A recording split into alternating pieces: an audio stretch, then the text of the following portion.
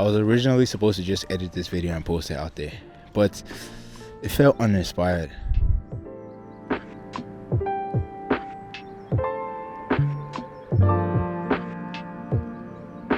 It was supposed to be a video about New Year's resolutions, and then 1 week passed, and then 2 weeks, and then 4 weeks, and now 6 weeks into the new year. I think the message is still the same. I'm supposed to graduate this semester. In fact, I started telling everyone I know that this was my last year in college. Come to find out, I have 1 credit left.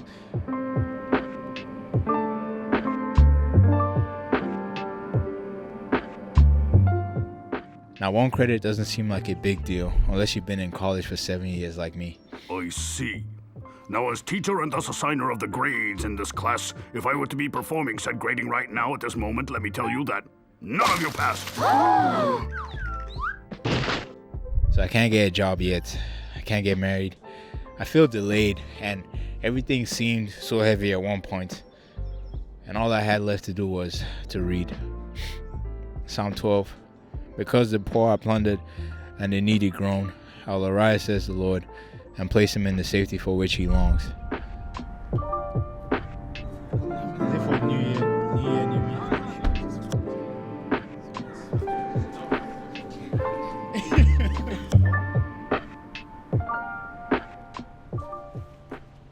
Psalm 37. I've been young and now I'm old, yet have I never seen the righteous forsaken or his children begging bread.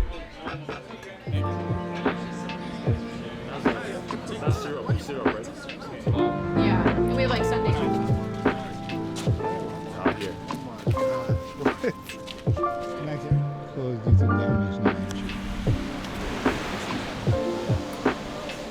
Show them your good feet. You're a fashion tourist.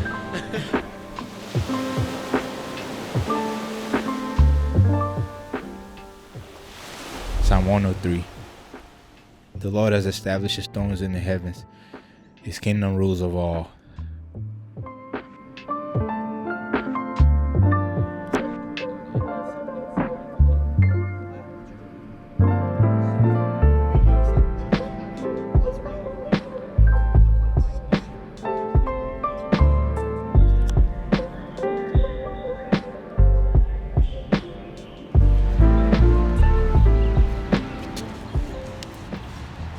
Now, I don't see how people cope without assurance from the Bible, but all I needed to do was hear that and know that everything is handled. So what's left? What do I have to do now? I guess all that's left is my... I'm currently watching a K-drama. It's called While You Were Sleeping. Yes, I watched a K-drama. There's one on Netflix right now. It's called Backstreet Rookie. I watched it already. And then there's 100 Days My Prince. Those are like my top 3.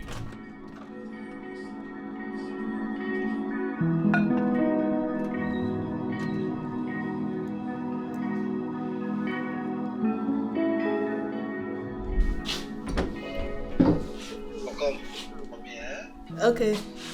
Can you get out my face? You said get out of my face and then you Where's your phone? It's my butt.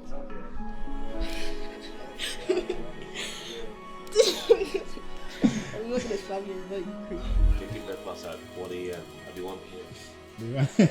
Wait, what? Why do you have a bag on your head? When are you fixing the stove? Divine, you don't have money. The stove is broken. You have to buy it. Divine, you popped. I saw it when Divine was cooking and like sparked. Wow, so the very is pointed. What does it mean? You don't go to Walmart and buy firewood. Time scale on this retaliatory.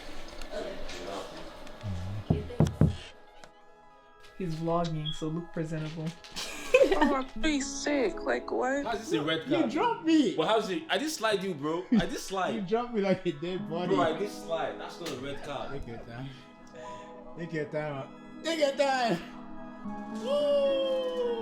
How did you break it this bad, Divine? Are you doing pull-ups? You ready? You ready, Hannah? Alright, let's make it happen. Hey guys, Santa Claus. What are you announcing? Santa Claus came to town. Oh my goodness. Oh my goodness. What you about the big one? Oh my goodness. Gifts? Hannah. Can you back up, please? Is this your favorite? The second gift. You love it, don't you? For Chick-fil-A? No, just tell me what you want. Oh, okay. Yeah, thank you. Wow, look at that. Blessing people with points. That's what I call being a blessing. I'm not sad. I got my shoes. Wait, aren't you What did you say? He eats way more beans than this. You need like 5 plates. I want to team movie. Oh, questions on the We're end? talking. Let's roll dice, bro. Let's cast love. Goodbye, please be careful. Okay, sir. Just go straight back. Max will handle the rest. Keep going. Does your Dollar General do Martinelli or is it only Dollar Tree? I don't think so. Don't ever smile at me when you're driving. What if you crashed my car? She turned around smiling at me instead of looking at the road. The flavors this week Oh, you know? yeah, tres leches, the confetti explosion, then just the regular chocolate chip. Oh, Mayo. Oh. Bless this food and this fellowship. David got me a hair towel that I've never had. I also slippers. Look how cute. And the 10 Commandments so I can hang it on my wall. And then a card. It's so sweet. There was a man who was king. He was wise, extremely wise, wiser than anyone before him and anyone after him. And he was rich too. Boy, was this guy rich. And he was handsome. He could have any woman he wanted. And he was real. He actually existed. So a guy like that, who has had every pleasure there is to be had, he'd have some good advice. So I listened to him, and here's what he said. Nothing has purpose.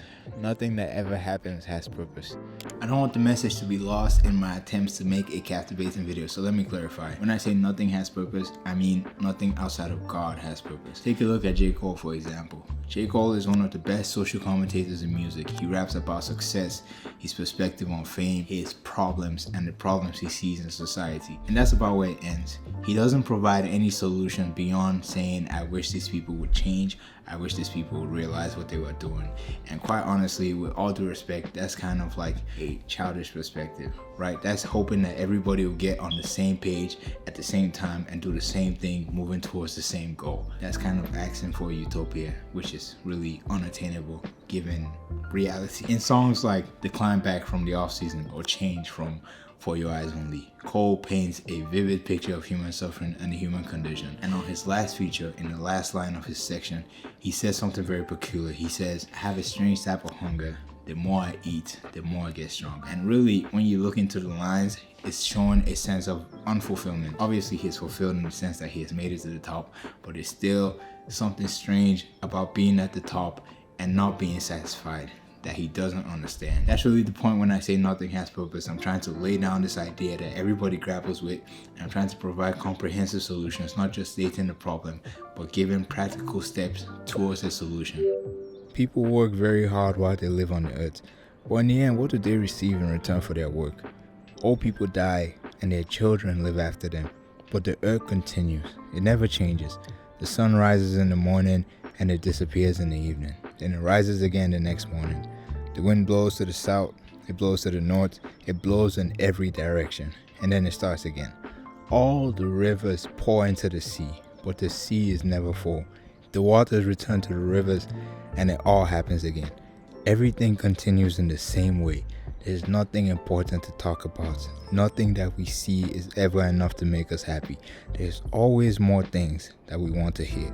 Things that are happening now will continue to happen in the future. And what people have done before, other people will do again.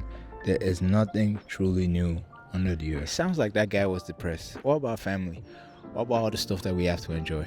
Well, to that he said, what gain has the worker from his toil? I have seen the business that God has given the children of men to be busy with. He has made everything beautiful in his time. Also, he has put eternity in a man's heart, yet so that he cannot find out what God has done from the beginning to the end. So I realized people should be happy. They should enjoy good things as long as they live. There's nothing better for people to do than that. People should be happy to eat, to drink. They should enjoy the work that they do, because all these things are gifts from God. There are a lot of ideas going on here, so let me explain. The first thing he does is point out the futility in work, right? He says the old people work, they die, they give the stuff to young people. It's an endless cycle that just keeps repeating. Next, he points out the goodness in work. He acknowledges that there is enjoyment in life. It's something that God has given us to engage ourselves in. And now, towards the end, he's going to reconcile those two ideas. The importance of something is defined by how valuable it is when the circumstances change. Like, if I'm going to school for a degree, right? I get cancer. Does the value of my degree change? Yes, because I might die soon. Does something like my love for my family change, or my love for God change? If anything, it gets more valuable. The importance of something is determined by how the circumstances change its value. So let's see how he ties all those ideas back together in his closing statement. He says, "My son, I warn you to be careful about any other teaching. There will always be more and more books to read. If you try to study everything, you'll be weary and tired. Now I've heard everything, and this is what I've decided. Respect God and obey his commandments. This is God's purpose for all people.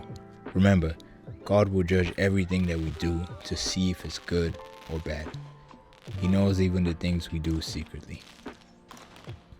So from the man who had everything to be had, who knew everything to be known, and who did everything to be done, what he found most important was to fear God and keep his commandments.